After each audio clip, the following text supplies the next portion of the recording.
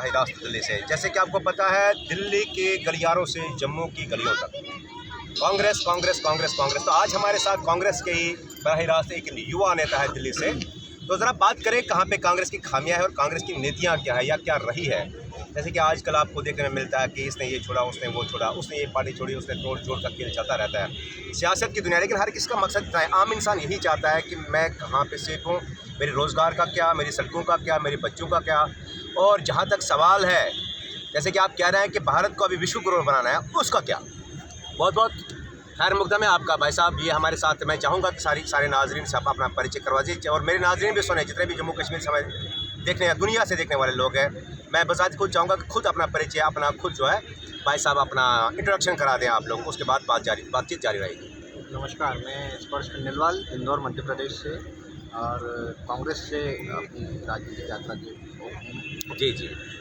तो सबसे पहले मैं जानना चाहूँगा कि क्या नीति है आज, किस बात पे आपने इतना बड़ा कांग्रेस का जो इतना बड़ा आपका आज जो रैली थी यहाँ पे दिल्ली में। तो बाद में हम गुलाम नबी साहब की भी बात करेंगे जो कि आज जम्मू में चल रहा था। कहीं ना कहीं वो आपका, मैं इसे कहूँगा कि तलाकशुदा साथी है।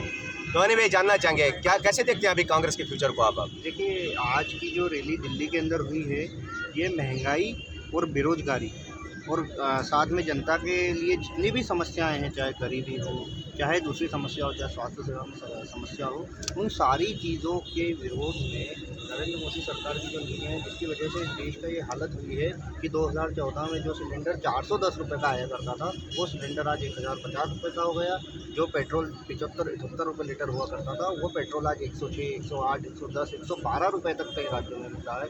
ये हालत इस देश के अंदर इस सरकार ने कर दी है। आप मुझे बताइए, एक किसान इस देश के अंदर, ये भारत कृषि प्रधान देश है, कृषि प्रधान देश के अंदर किसानों को अपने ट्रैक्टर चलाने के लिए, अपने मोटर और जनरेटर चलाने के लिए डीजल की आवश्यकता होती है। उस डीजल को, जो डीजल 60 रुपये से ज़्यादा कभी महंगा नहीं था, उस डीजल को 100 रुपये 90 रुपये तक लाने का काम इस केंद्र की भाजपा सरकार ने किया है, जिससे आम जनता की जेब पर न सिर्फ भार पड़ रहा है बल्कि डाका डाला जा रहा है उस आम जनता की जेब पर। और उसके बाद में इतने सारे टैक्सेस लगाना, दूध पर जीएसटी लगा देना, घी पर जीएसटी लगा देना, पनीर पर जीएसटी लगा देना, ये मैं समझता हूँ ये एक संवेदनहीन सरकार की सबसे बड़ी निशानी है, जिसको जनता की भावनाओं से कहीं तक कोई सरोकार नहीं है। उसे केवल और केवल अपने 2 मित्रों की और बाकी अपने उद्योगपति मित्रों की सहायता करनी है, उनके कर्जे माफ़ करने हैं और उनके कर्जों को माफ़ करने से जो आ रहा बोझ है वो जनता की जेब पर डालना है। इन्हीं सारी चीज़ों के विरोध में हमने आज दिल्ली के अंदर एक महारैली का आयोजन किया था। जी जी।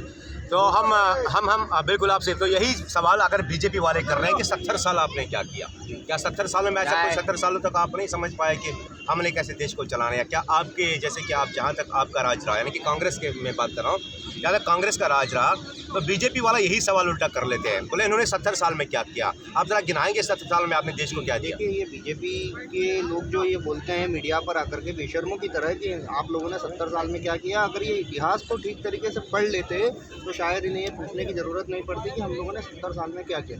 1947 में 15 अगस्त के दिन हमारा देश आज़ाद है। आप सब जानते हैं उस समय हमारे देश को किस स्थिति में अंग्रेज़ सरकार छोड़ करके गई थी। हमारे देश में खाद्यान्न संकट था, हमारे देश में सुरक्षा को लेकर के संकट था और भी कई गरीबी हमारे देश के अंदर थी, अशिक्षा हमारे देश के अंदर थी, बेरोजगारी हमारे देश के अंदर थी, हमारी जो आर्थिक स्थिति है वो बहुत कमज़ोर थी, जीडीपी ग्रोथ हमारी बहुत कमज़ोर थी। उससे ऊपर उठ करके हम लोगों ने इसरो बनाया, हमने अप्सरा रिएक्टर बनाया, जिसके कारण आज ये देश जो है परमाणु ऊर्जा संपन्न हो गया। हमने आईआईटी, आईआईएम और एम्स बनाए, जिसके इंजीनियरों का, जिसके डॉक्टरों का और जिसके मैनेजमेंट गुरुओं का लोहा आज पूरा विश्व मान रहा है। ये काम हमने 70 सालों में किया। हमने इस देश के अंदर हरित क्रांति को लेकर के आया कि जिस देश के अंदर कभी अनाज को आयात करना पड़ता था, वही देश भारत आज पूरे विश्व में कई देशों को अनाज एक्सपोर्ट कर रहा है। यह काम हमारे देश के अंदर पिछले 70 सालों की सरकार में हुआ। हमारे देश के अंदर हमने देश में जनता को सूचना का अधिकार दिया कि यदि आपको किसी भी सरकारी विभाग में कुछ भी गलत होता हुआ दिखता है तो आप सामने वाले अथॉरिटी से उसका प्रश्न पूछ सकते हैं। हमने इस देश की जनता को भोजन का अधिकार दिया, हमने इस देश की जनता को शिक्षा का अधिकार दिया। ये कई सारे काम जो हैं इस देश के अंदर 70 सालों में कांग्रेस की सरकारों ने किए। लेकिन चूँकि भारतीय जनता पार्टी के पास में ऐसा और कोई मुद्दा नहीं है, इनके पास केवल धर्म का मुद्दा है। या संप्रदाय का मुद्दा है, या फिर कांग्रेस के और बाकी दूसरे दलों के नेताओं को बदनाम करके ये चुनाव जीतते हैं।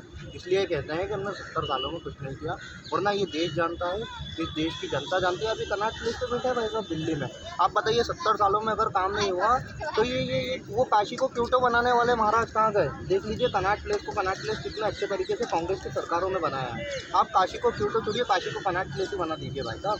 आप ये तो कीजिए, 8 साल से आप सरकार। अच्छा, ये गुलाम नबी आज़ाद साहब का, जैसे कि आपको जानते हैं कि जम्मू कश्मीर की सियासत हमेशा गर्म रहती है, वहाँ कोई पता नहीं कब तोड़ फोड़ जोड़ हो, तो लेकिन मैं आपसे जानना चाहूँगा गुलाम नबी साहब के साथ आपकी ऐसी क्या कुछ अंदर की बात आप कहेंगे आज जनता को या पूरे जितने हमारे नाज़रीन हैं जम्मू कश्मीर के लोगों को, क्या ऐसा हुआ कि गुलाम नबी जी चले गए या छोड़ के चले गए कांग्रेस? गुलाम नबी आज़ाद साहब की जहाँ तक बात है, आप मुझे ये बताइए, 50 साल का उनका राजनीतिक करियर कांग्रेस पार्टी के साथ रहा।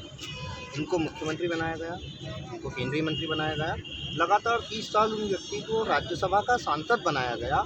उसके बाद में अगर वो व्यक्ति ये कहते, अगर पार्टी छोड़ करके जा रहे हैं कि हमें कांग्रेस में अपमानित महसूस हो रहा था। आप मुझे बताइए कि जब आपको राज्यसभा सांसद बनाया गया था, जब आपको मंत्री बनाया गया, जब आपको मुख्यमंत्री बनाया गया, तब आपको अपमानित महसूस नहीं होना चाह रहा था।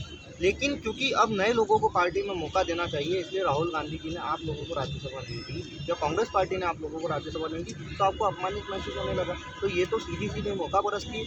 आप उस अध्यादेश को बहाना बना करके पार्टी से निकले हैं, आप आरोप लगा करके कि अध्यादेश फाड़ दिया था राहुल जी ने, गलत किया था। आप मुझे बताइए राहुल जी ने कौन सा अध्यादेश फाड़ा था? सुप्रीम कोर्ट ने 2 साल तक की सज़ा पा चुके लोगों को, 2 साल या उससे अधिक की सज़ा पा चुके लोगों को चुनाव लड़ने पर प्रतिबंध लगाया था। उस आदेश को उस सरकार ने पलटा था, जिसकी कॉपी राहुल गांधी जी ने फाड़ते हुए कहा था अध्यादेश की कि कम्प्लीटली नॉनसेंस। क्या गलत किया था राहुल जी ने? वो तो इस देश की राजनीतिक छवि को सुधारने का प्रयास कर रहे थे ना। उनकी तो ये चाहत थी कि इस देश के अंदर राजनीति में आपराधिक तत्व ना आए, तो उन्होंने वो अध्यादेश पढ़ा। उसका बहाना बना करके आदरणीय गुलाम नबी आज़ाद साहब, आप 2013 की घटना का बहाना बना करके 2022 में पार्टी छोड़ करके इसीलिए गए क्योंकि 2014 से लेकर के अब तक आपको राज्यसभा में नेता प्रतिपक्ष बना करके रखा था। अब आपको राज्यसभा नहीं मिली तो आपने अपना रास्ता अलग कर लिया। और ये मेरे ख्याल से इस जम्मू कश्मीर राज्य सहित पूरे देश की जनता को दिख रहा है। पूरे देश की जनता ये मौका परस्ती को बहुत अच्छे से समझ रही है। फिर चाहे वो गुलाम नबी आज़ाद हो, चाहे ज्योतिरादित्य सिंधिया हो, चाहे RPN सिंह हो, चाहे जितिन प्रसाद हो, चाहे कोई भी व्यक्ति हो, अगर आप पार्टी को छोड़ करके जा रहे हैं तो इससे पार्टी कमज़ोर नहीं बल्कि पार्टी और मजबूत हो रही है। अगर हमको आज ज़्यादा संघर्ष करना पड़ रहा है तो मेरे ख्याल से उसकी वजह भी गुलाम नबी आज़ाद जैसे लोग हैं, जिनकी वजह से कांग्रेस कमज़ोर है। तो आगे आप कैसे दिख रहे हैं फ्यूचर कांग्रेस का? क्या कोई रमक, क्या कोई झलक, क्या कोई ऐसा कुछ, कोई रोशनी दिख रही है कि कांग्रेस की सरकार कहीं ना कहीं फिर आएगी? देखिए, आगे कांग्रेस का भविष्य, इस देश का भविष्य और कांग्रेस का भविष्य दोनों जनता के हाथ में है। और मैं जहाँ तक समझता हूँ कि जो भी इस देश की जनता देश को बनाने के लिए और देश को बचाने के लिए मतदान करेगी, निश्चित तौर पर कांग्रेस के पक्ष में मतदान करेगी। और 2024 के अंदर नरेंद्र मोदी जी की तानाशाही सरकार का अंत होने जा रहा है और कांग्रेस पार्टी ऐतिहासिक और निर्णायक बहुमत लेकर के सरकार में वापसी करेगी। वैसा